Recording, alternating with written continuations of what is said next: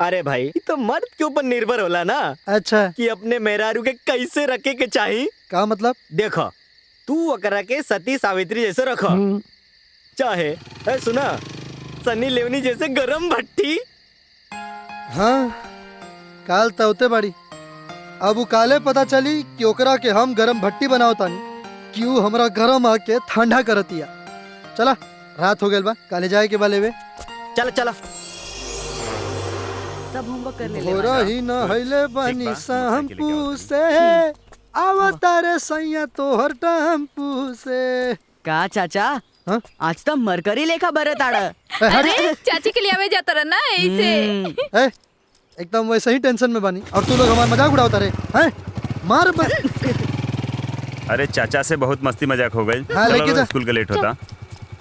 आजकल ही बहुत बोला था। हाँ हाँ का करबा, पिन पिनवा। लइका हा